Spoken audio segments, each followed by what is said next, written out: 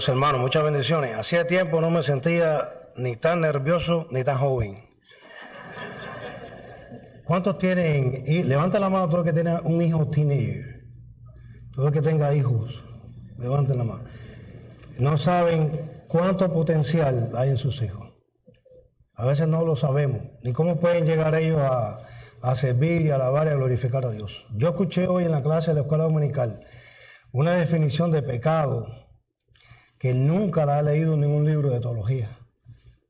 Y es una definición tremenda de lo que es el pecado. Me la dio un joven, una experiencia personal. Ayer vimos también y hablábamos entre nosotros, los jóvenes, no hace falta nada mundano para divertirse uno. No hace falta nada de eso, ni nada pecaminoso, que sencillamente porque somos escogidos de Dios, pues somos únicos. Y pregúntale al salvavidas, ese hombre no ha trabajado tanto como ayer. Cuando él ve a otra guagua que diga Orlando el camino, él pide reemplazo. Hermano, muchas bendiciones. Yo antes de empezar con el mensaje quiero decirle brevemente las actitudes que quisiera que tuviéramos hoy cuando escuchemos la palabra de Dios. Ustedes saben que a veces escuchamos la palabra y está la actitud de repartir el sermón. O sea, tú estás escuchando y sientes de pronto un codo al lado tuyo que dice, eso es fulano. Y hay alguien que dice, si Mengano hubiera estado aquí. O hay otro que mira para atrás con unos ojos para el hermanito. Hermano, cuando escuche el sermón hoy, cójaselo para usted. Hay otra actitud, que es la actitud del pato. Ustedes saben que el pato es un animal que por mucho que llueve, él se encoge. El pato se encoge, llueve, puede caer un torrencial, él se queda ahí.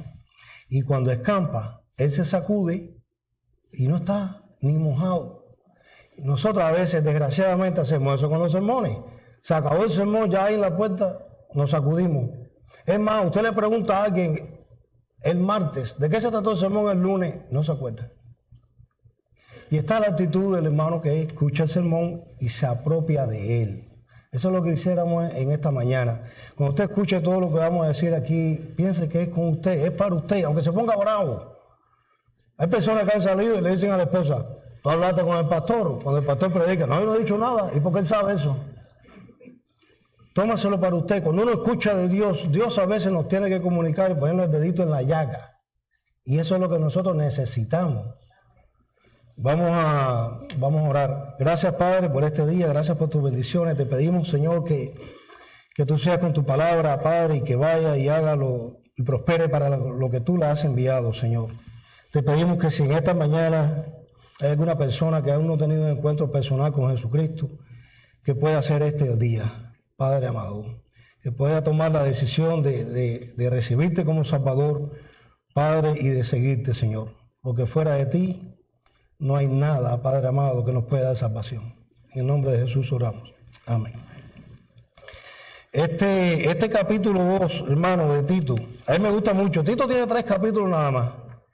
3. Usted lo puede leer antes de ir para el trabajo. En este libro de Tito hay un resumen teológico tremendo de lo que es la salvación. Usted lee, y sobre todo esto que hemos leído del 11 al 15, usted lo lee y ahí está el Evangelio. Ahí está el Evangelio. Pablo resumió, escribiéndolo a Tito en unos versículos, lo que es el Evangelio. Y me gusta cómo comienza. Vamos al capítulo 2 de Tito. Dice, pero tú habla de lo que está de acuerdo con la sana doctrina. Comienza diciendo, pero tú. Y hay otra versión que dice, en cuanto a ti. Tal parece que en aquel tiempo había unos falsos maestros que estaban enseñando lo que no convenía. Y dice, oye, pero tú di la verdad. A veces no es popular, pero es la verdad. La verdad de Dios es incambiable. Y pues dice, pero en cuanto a ti, tú di la verdad del Evangelio. Vivimos en tiempos que son así muy convulsos, donde la gente no sabe bien cuál es la verdad. Bueno, pues tú, en cuanto a ti, tú di la verdad de Dios. Estos 3 versículos encierran un gran mensaje.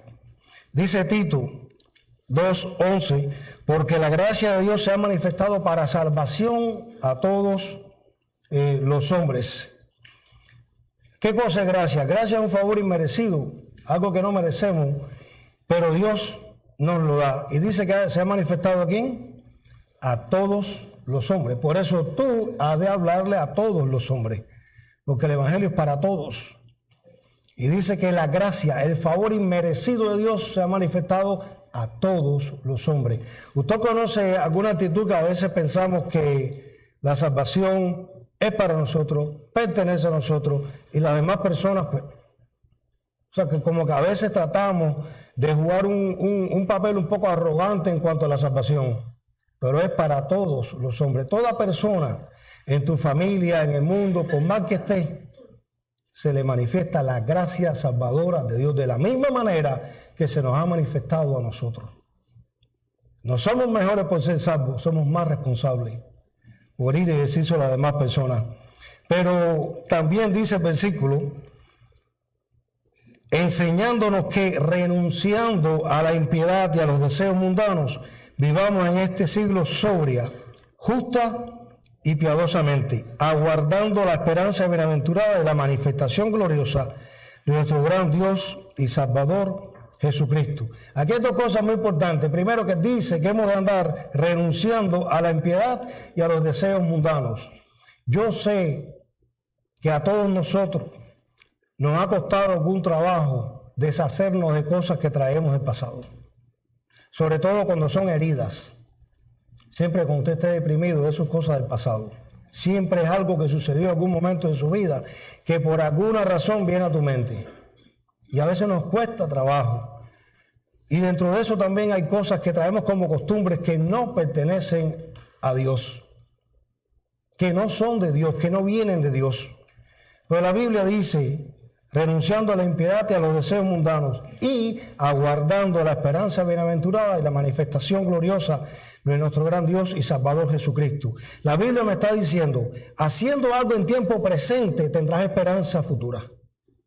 O sea, renuncia a esos deseos mundanos para que tengas la esperanza de que cuando Cristo vuelva, tú te vas con Él. Tú vas a estar con Él. Independientemente de que este versículo, creemos que la bienaventurada esperanza y la manifestación gloriosa de nuestro Señor Jesucristo será cuando venga con todos sus santos. ¿Eres tú parte de ellos? Renuncia a la impiedad y a los deseos mundanos. Esta promesa futura está ligada a la naturaleza de nuestro Salvador. Y el otro versículo es uno de los más profundos que tiene toda la palabra de Dios. Dice, aguardando la bienaventurada y manifestación gloriosa de nuestro gran Dios y Salvador Jesucristo, quien se dio a sí mismo por nosotros para redimirnos de toda iniquidad y purificar para sí un pueblo propio, celoso de buenas obras. La Biblia dice que si tú eres parte del pueblo de Dios y eres salvo y tienes esta esperanza, es porque Él se dio a sí mismo, no es por ti, no es porque Él vio nada bueno en ti, sino porque Dios tiene misericordia, sino porque Dios te ha dado de su gracia un favor inmerecido, quien se dio a sí mismo para redimirnos. ¿Sabe lo que es redimirnos? Redimir es cuando usted saca a alguien de un lugar, ya sea un esclavo, como vemos en el Antiguo Testamento, pero para sacarlo de ahí, usted tiene que pagar un rescate. Tiene que pagar algo para que esa persona salga de ese lugar. Eso es lo que ha hecho Jesús en la cruz. Él ha pagado el rescate para sacarnos a nosotros de, y ahí piensa todo lo que Dios te ha sacado. No de todo solamente, sino de dónde Dios también te ha sacado. Nosotros a veces necesitamos que alguien nos recuerde de dónde Dios nos ha sacado. Y pensar si estamos viviendo como personas que hemos sido sacadas de. Pensar si verdaderamente somos redimidos. De forma tal que cuando tú tengas algún deseo de volver a donde Dios te sacó, lo tengas con amargura. Pienses de ese lugar o de esa situación donde Dios te ha sacado con amargura y que te dé gozo, que si has salido de ahí no has sido tú, ha sido alguien, Jesucristo, y ha pagado un rescate bien, bien alto, su propia sangre. Por eso piensa, el Señor me sacó a mí de ahí, ¿por qué de volver allí? Y me gusta pensar en esto de que Dios es redentor por varias razones. Primero, la Biblia le enseña Pero hay una muy importante. ¿Por qué necesitamos un redentor? ¿Por qué usted necesita a alguien que lo saque de donde está o que lo redima del pecado? ¿Por qué? Porque nosotros no podemos, porque no somos justos. No hay justo ni aún uno, porque no somos buenos.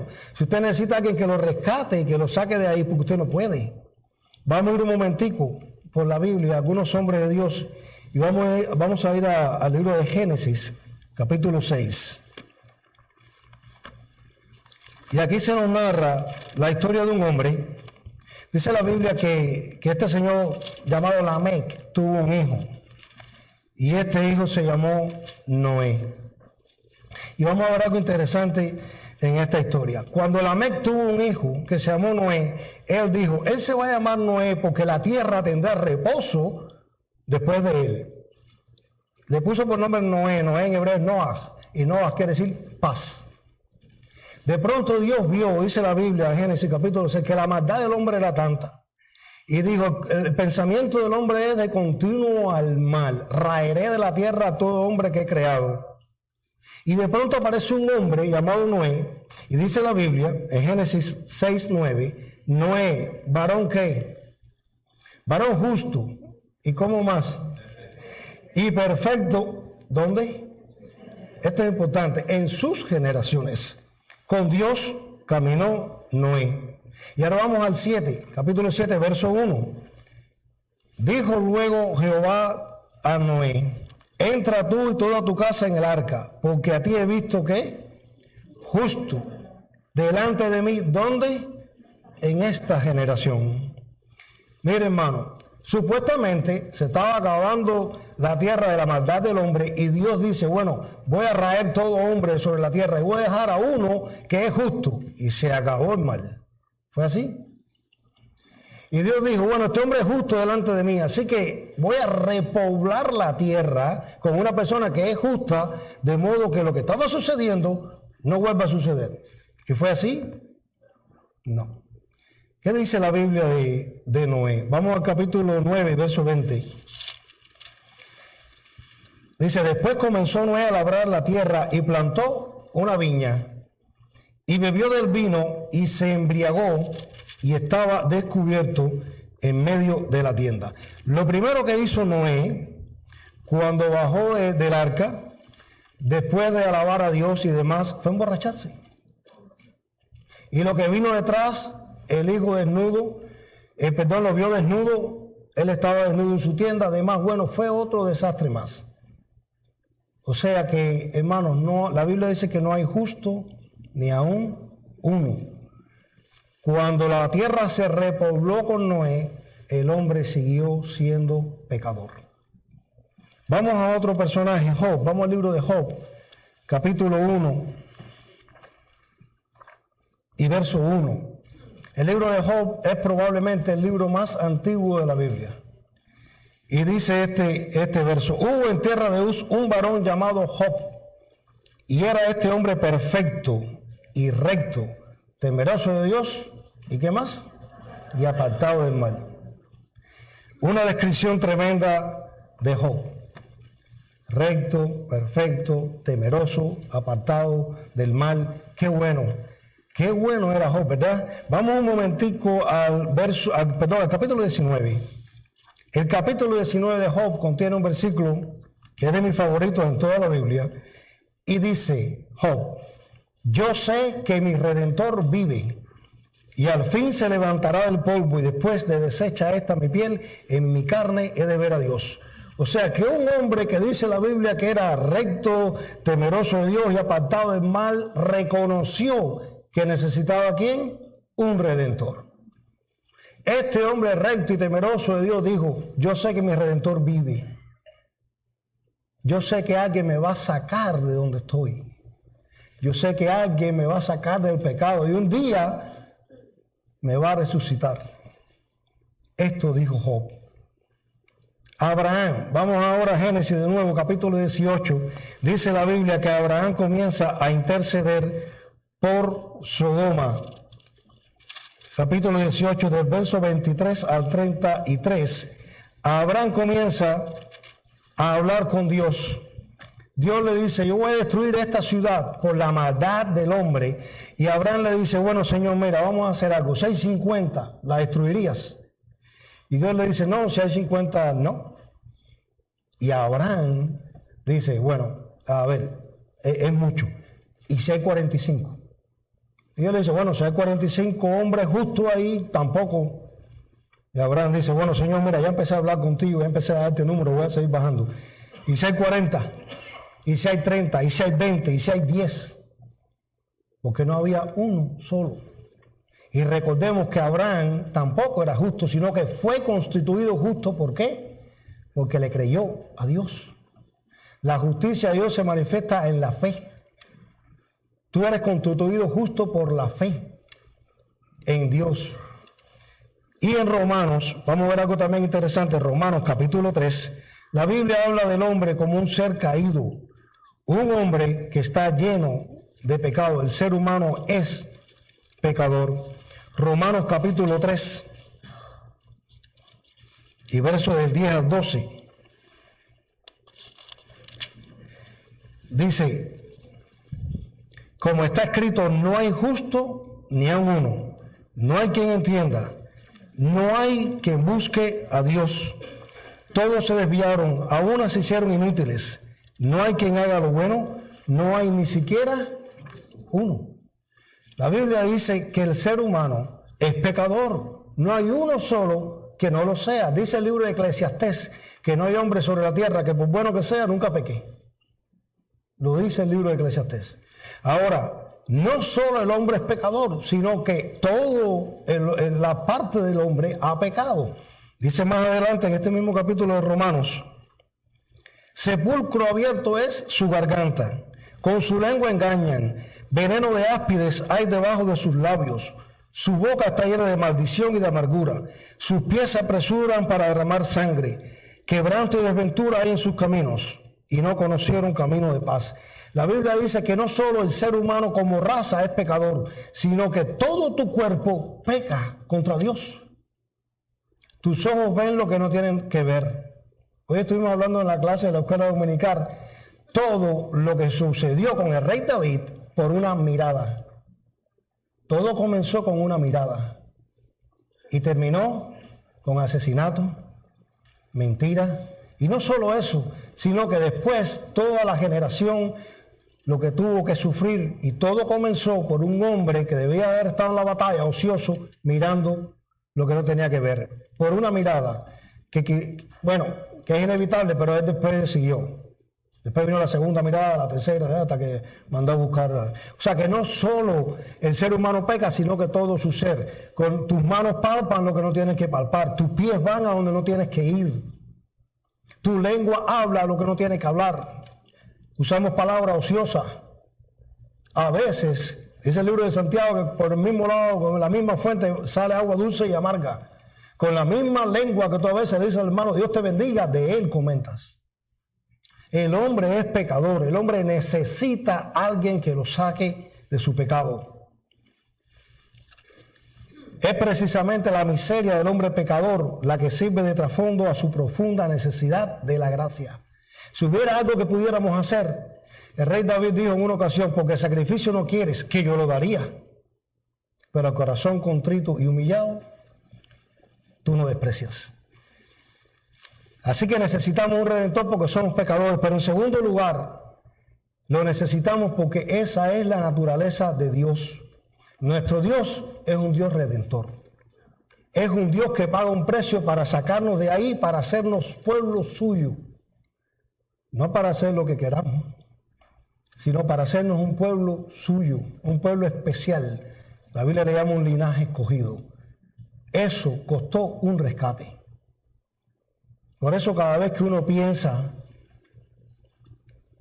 a mi mente vienen a veces pensamientos de volver atrás. Digo, no, si Dios me sacó de ahí y con mano poderosa, y le costó, y yo no podía hacerlo.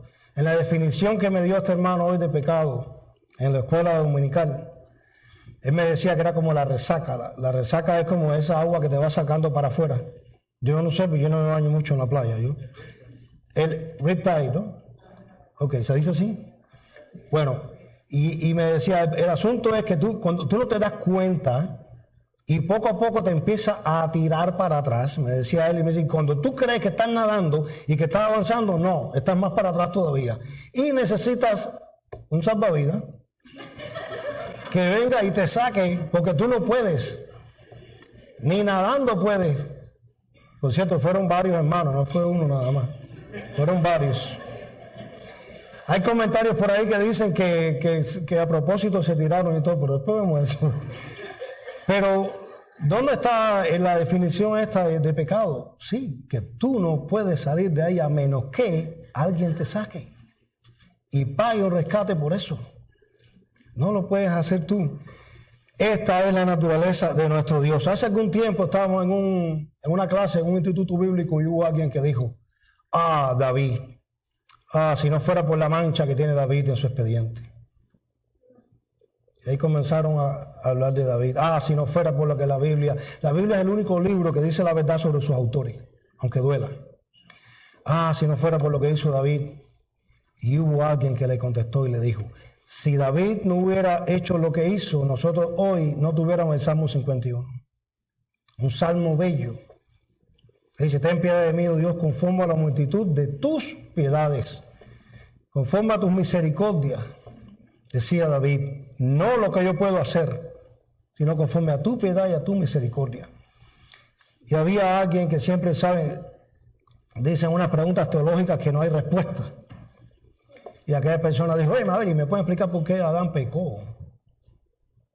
Dios pudo haber hecho que no pecara.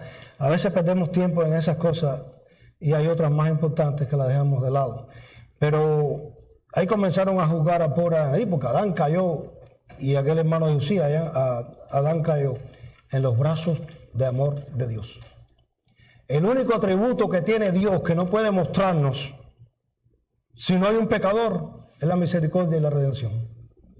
Dios puede mostrar que es poderoso, no necesita de nosotros para eso, pero si no hay un pecador, no hay necesidad de un redentor. Y hay pecadores, todos somos pecadores. La Biblia narra en el libro de Génesis capítulo 3, vamos a Génesis capítulo 3, después que el hombre pecó, dice la Biblia, algo bien interesante, que fueron abiertos los ojos de ambos. Dice que fueron abiertos sus ojos y conocieron que estaban desnudos. Entonces cosieron hojas de higueras y se hicieron delantales. ¿Trataron de qué? De cubrir su pecado por sí mismos. Trataron de esconderse, trataron de taparse. Y esto no es nuevo. Todavía hasta el día de hoy el hombre sigue haciendo hojas para taparse. Un delantal con hojas. Todavía lo estamos haciendo de muchas maneras para tratar de justificar su pecado. Por ejemplo, no, el hombre no es malo. Yo sencillamente lo que nací así. Algunos dicen eso, yo nací así. Y hay tantas justificaciones. Miren los psicólogos. Resulta que ahora robar tiene otro nombre. No es robo, no es robar. Y así le dan unos nombres para tratar a los nenes, pobrecito, porque es que no son malos los nenes. Pregúntame a mí, yo soy maestro. Pero estamos viviendo en una sociedad que lo primero que está haciendo es decir que el hombre no es malo. ¿Saben por qué? Porque si no hay un hombre pecador, no hay necesidad de un Cristo. Y eso es un ataque no solo a la religión cristiana, sino a la salvación propia. Y comienzan a tratar de justificarse haciéndose hojas de delantales. Hace poco estuve viendo, todos tuvimos la experiencia de aquello que sucedió en Uvalde, en la escuela de Texas. Un asesino que mató a más de 20 niños. Pero ¿qué fue lo primero que sucedió después que esto? ¿Qué fue lo que la prensa nos trajo? Pobrecito, él no vivía con la mamá. Pobrecito, es que la mamá cayó en droga y no sé en cuántas cosas. Un intento de justificar el pecado del hombre y no decir, el problema no está ni en las armas, ni está en el corazón de las personas. Esa fue la primera justificación. Entrevistaron a la madre. ¿Saben lo que dijo la madre? Sus razones tenía. Y después comenzaron a hacer como una especie de evaluación psicológica del muchacho. Y llega un momento en que te presentan al victimario como víctima. Llega un momento que en tu mente ya no está los pobres nenes que fueron asesinados ni el sufrimiento de sus padres, sino el pobrecito que la culpa la tiene la sociedad. O la tiene que no tenemos programas para no sé cuántas cosas más. No, el problema es que hay un hombre pecador y eso se llama evil, es mal. Y la única solución que tiene es Jesucristo. Pero no solo eso, yo estuve viendo el juicio, lo están poniendo live en YouTube, de muchacho, el shooter de Parkland, que también asesinó niños, y Nicolás Cruz. Ahora están dando el juicio y él está allí al lado de sus abogados y de pronto traen a testificar al psicólogo para ver qué problemas mentales tiene. Porque no, que la sociedad esta de hoy, este mundo que está agarrado con el diablo, no quiere enseñar a las personas que somos malos. ¿Saben qué le dijo ese muchacho al psicólogo? Le dijo: odio a Dios, odio a Jesús, odio el cristianismo. Por supuesto. Eso no tiene que ver con un problema psicológico, tiene que ver con algo que se llama pecado. También vimos el shooter del 4 de julio, Robert Crimo, y todo lo que han buscado. A ver, no, el muchacho tenía un problema psicológico, mental, y lo podemos ver ahora por estos comentarios que hizo y esto. Una forma de tratar de victimizar al ser humano y quitar de encima la responsabilidad que tiene delante de Dios, porque no es bueno. Hace poco estuvimos en el Museo del Holocausto en Maryland. Y ahí tuvimos varias conversaciones con dos personas que trabajan ahí en el museo. Bueno, el que atiende el museo, el director del museo, no sé cómo decirle, estuvo casi una hora hablando con nosotros, tratando de convencernos de que Hitler no era malo. Y mire, nosotros quedamos mudos, yo miraba y decía, yo no creo que esto... ¿Cómo el director del Holocausto está justificando a Hitler? No era malo, el problema era que estaba poseído. Y ahí estuvo hablando de que el hombre era bueno, de que el problema no era Hitler. Y yo decía, no, esto no puede estar pasando. En un museo judío del Holocausto, sí, ahí estaba él tratando de justificar a un asesino. Claro, le quita la responsabilidad al hombre de necesidad de un salvador, porque no es pecador, no es malo. Y si usted no es malo, ¿para qué necesita un Cristo que muera en una cruz para limpiar sus pecados? Y ese hombre estuvo ahí largo rato, hasta que antes de irnos al otro señor le dijimos, mire, ustedes necesitan de Cristo. Necesitan del Señor, en Él hay salvación. El hombre nos dijo, sí, pero lo que Cristo celebró en la cena era una Pascua judía. Está leyendo un testamento, Se supone que no lo lea si eres judío. Pero ahí le hablamos de Cristo al Señor. Le hablamos de Dios y la salvación, y que reconociera que es pecador. Porque el hombre es pecador. Ahora dice la Biblia, Génesis, este mismo libro de Génesis, capítulo 3, verso 21, dice, y Jehová Dios hizo al hombre y a su mujer túnicas de pieles y los vistió. Dios es el único que te puede vestir. Tú te puedes hacer la hojita de delantal, pero vas a seguir desnudo delante de Él. ¿Qué diferencia hay entre una hoja de delantal y un vestido que le hizo Dios? Primero, que la hojita de delantal la sacaron de allí de cualquier matica que había en el jardín. Pero con lo que vistió Dios al hombre, costó la sangre de un animal. Y sin derramamiento de sangre no hay ¿qué? No hay remisión de pecados. Una gran diferencia. Segundo, la hojita la hicieron ellos. El que los vistió fue el que los hizo, el Creador. El que conoce lo que hay en el corazón del hombre. O sea, Dios es redentor. Esa es su naturaleza. La redención es la liberación de la esclavitud a través del pago de un rescate. Vamos a ver esta promesa de redención. Vamos a Éxodo, hermano, capítulo 6 y verso 6. Dice la Biblia, por tanto, dirás a los hijos de Israel, yo soy Jehová, y yo os sacaré de debajo de las tareas pesadas de Egipto, y os libraré de su servidumbre y os redimiré con brazo extendido y con juicios grandes. Dios le está diciendo a Israel, yo los voy a sacar, los voy a librar y los voy a redimir de lo que está sucediendo en Egipto. Yo lo voy a hacer con mano poderosa. Ellos no podían.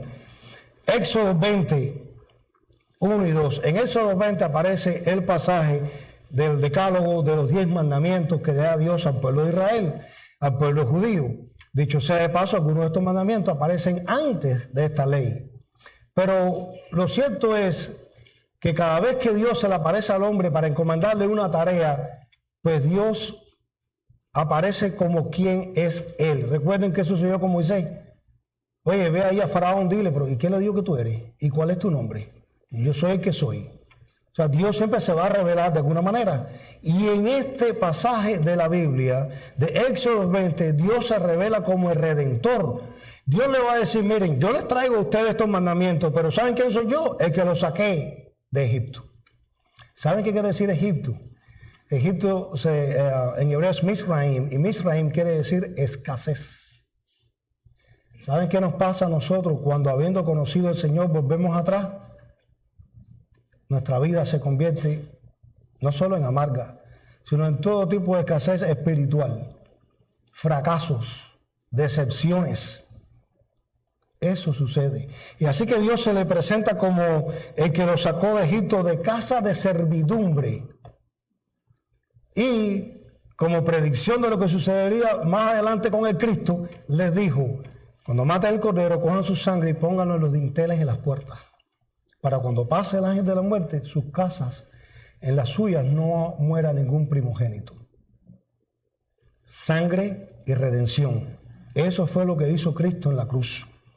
Éxodo 12 está la institución de la Pascua. Un pasaje muy bello. Dios le dice, ¿qué era la Pascua? La Pascua o Pesaj era el recordatorio de cómo Dios sacó al pueblo de Egipto. En otras palabras, le está diciendo, mira, recuerden cada vez que celebren la Pascua que yo fui el que los saqué. Recuerden que yo soy su Redentor. Ustedes no salieron porque ustedes tenían fortaleza, no, ustedes salieron porque yo los saqué de Egipto. Y para eso instituyó esa fiesta. Y se sucedió que al mismo día el Señor sacó a los hijos de Israel de tierra de Egipto por sus ejércitos. Dios le dice una vez más al pueblo de Israel, yo soy el Redentor. Y en Génesis capítulo 15 y verso 7, Dios llama a Abraham. Y antes de comisionarlo para que fuera el padre de muchedumbre, le dice, yo soy el Señor que te saqué. ¿De dónde? De Ur de los Caldeos, para darte esta tierra, para que la poseas. Dios le está diciendo a Abraham, Abraham, sobre ti voy a hacer un gran pueblo. Y el gran pueblo que hace Dios sobre Abraham es sobre la promesa de que él, Dios, es el Redentor. Dios es el que sacó a Abraham de Ur de los Caldeos, de la idolatría, de esa tierra, para hacer de sí un pueblo suyo, un pueblo santo y agradable. Dice que este nuevo pacto, amados hermanos, con Cristo, nos redime de nuestros pecados, nos saca de nuestro pecado. Y aquí vemos dos partes, vemos a Cristo muriendo en la cruz y el hombre apropiándose de esa fe, de que cree que Cristo murió por sus pecados. Pero aún así, la Biblia dice con respecto de Cristo cuando murió, que Dios estaba en Cristo reconciliando consigo mismo al mundo. Y del hombre y la fe dice, porque por gracia sois salvos por medio de la fe. Y esto no de vosotros, es don de Dios. O sea que Dios es Redentor, se trata de Él, no se trata de nosotros. Si hubiese la más mínima pizca de indicio de que yo podía salir de donde estaba, de que yo podía hacerlo, entonces yo puedo creer que mañana puedo perder todo lo que Dios me ha dado. Pero como que mi confianza y lo que me enseña la Biblia es que fue Dios y seguirá siendo Dios, yo no tengo temor. Él me sacó de donde estaba, Él me sacó del pecado, Él me libró, me justificó, me regeneró, fue Él. Dios no te va a llamar porque vea buenas obras previas en ti, porque Dios sabe que no las hay. Dios no te va a dar ningún tipo de privilegio ni don porque tú eres bueno, no eres bueno, eres pecador. Pero su gracia y su misericordia te ha dado, con esa gracia, te ha dado dones, te ha dado vida, te ha dado salvación.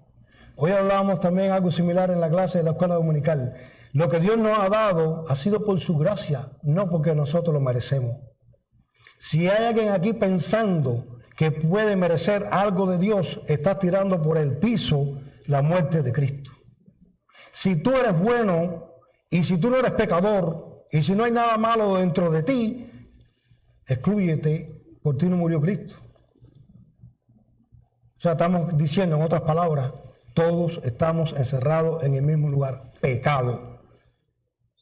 La sociedad podrá decirte otra cosa.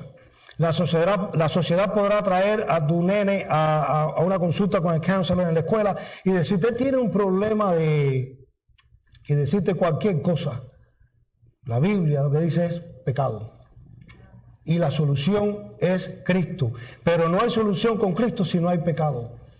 Por eso esta sociedad quiere eliminar esto. Ahora, ¿qué vas a hacer ante el ofrecimiento de salvación por esta persona que te ha redimido, que te quiere redimir de tus pecados, de Cristo, que te quiere sacar de donde estás?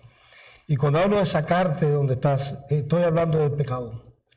Estoy hablando de lo que hacemos, decimos, pensamos que a Dios no le agrada. Estamos hablando de pisotear la palabra de Dios. Eso es pecado y ese es el problema nuestro. Y ese es el problema de América. Y ese es el problema de este mundo, el pecado.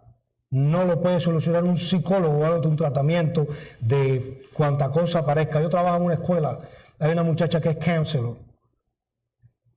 Y créanme, yo estuve hablando con ella el año pasado. Y verdaderamente hay necesidad en ocasiones de recurrir a profesionales. No estamos en contra de eso. Pero el problema no es ese. Que cada vez que había un caso, tenía que ver con cosas que a Dios no le agradan. Romper la ley de Dios es pecado. Y la única solución que tiene es aceptar que somos pecadores y recibir a Cristo para que nos redima, para que nos saque de ese pecado. El primer y más grande pecado de la incredulidad. Primera de Juan 2:2 dice: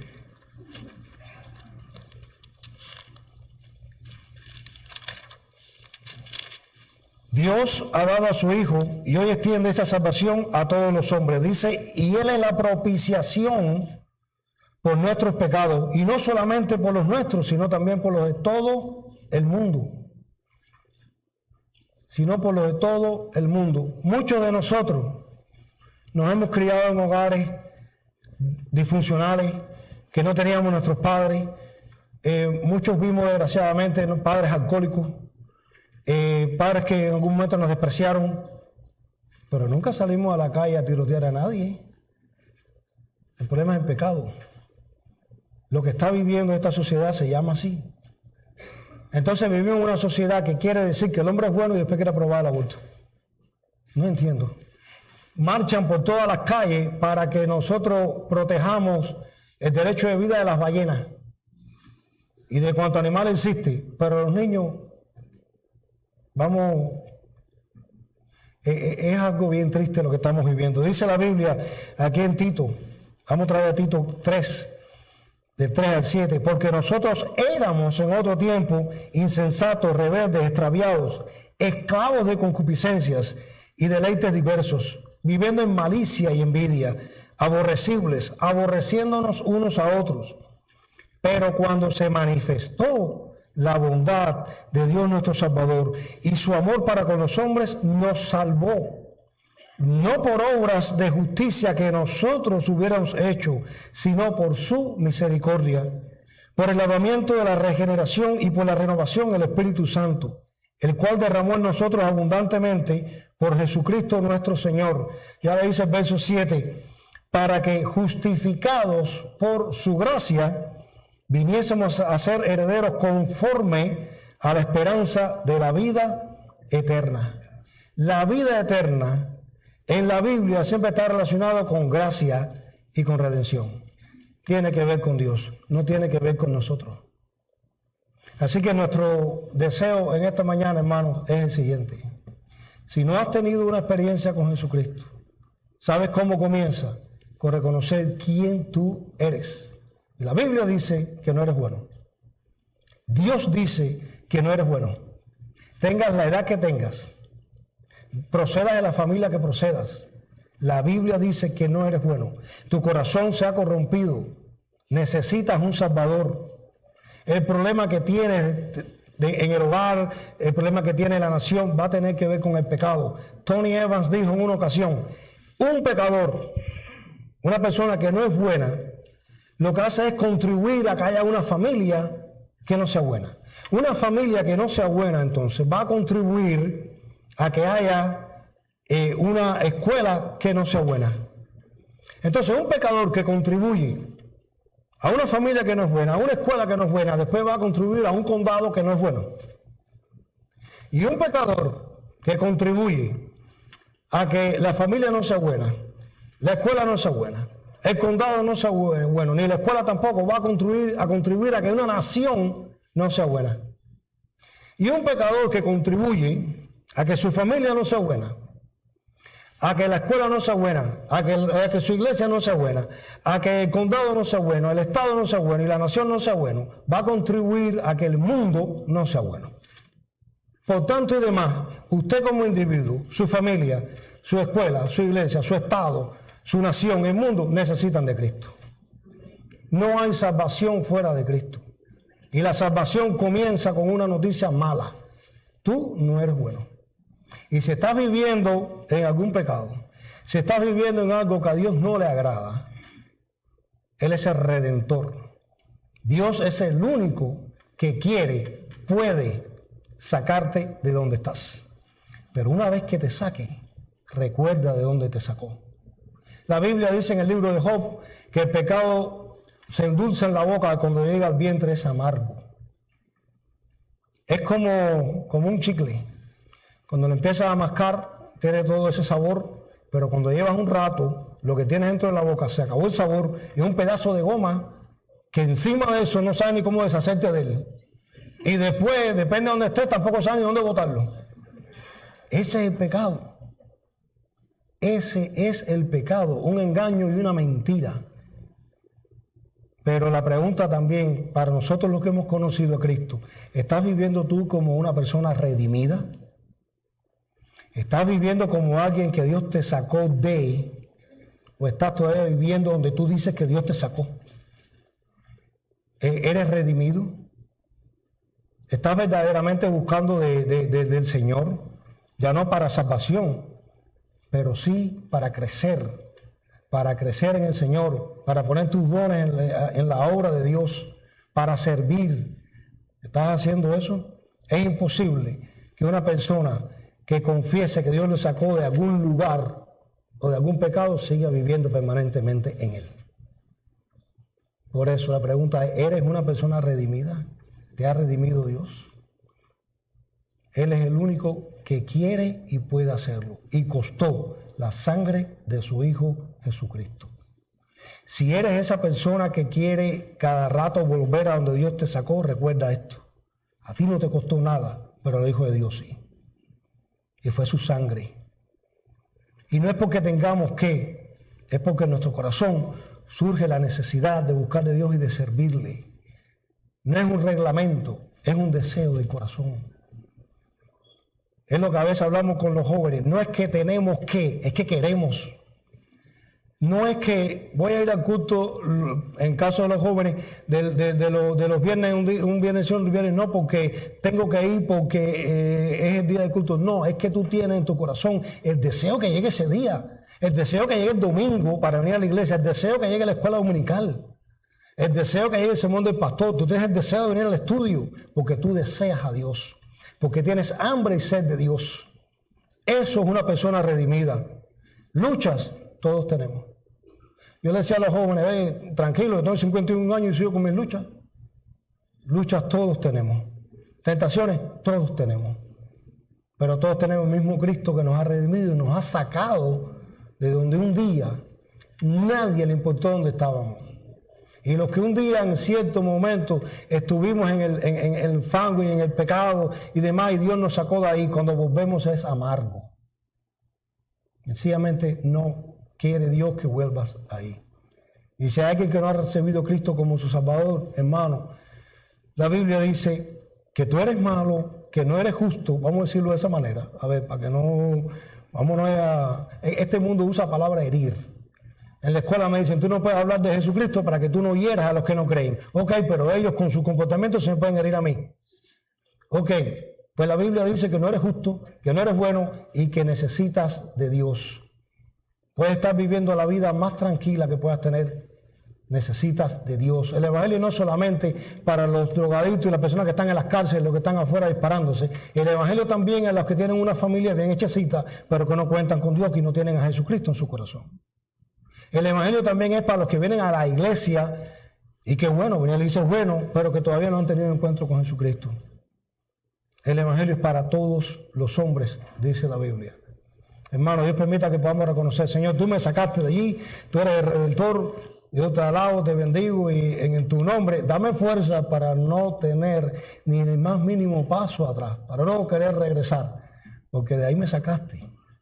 Bueno, hermano, que Dios nos bendiga y gracias, yo quiero darle gracias a Débora por esta semana, porque sin Débora nosotros, de verdad, yo no sé qué nos hubiéramos hecho. Débora es la persona que muchos no ven, pero que está ahí. Que está ahí y... Ustedes no se imaginan cuánto, no se imaginan cuánto.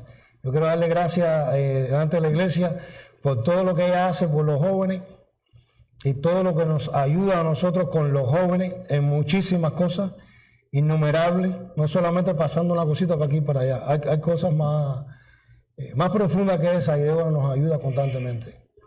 Yo siempre digo, le digo a Mena, no, sin Débora no sé qué haríamos. Así que mi hermana, muchísimas gracias, muchas bendiciones. Yo sé la lucha de personas como Débora y Marquito. ¿Por qué? Porque ellos son hijos de pastores. Y la presión que tienen ellos, no la tienen nuestros hijos. La presión que tienen ellos en la iglesia, en el mundo, en la escuela, no la hemos pasado nunca a ninguno de nosotros. Ellos sí. Por eso los admiro.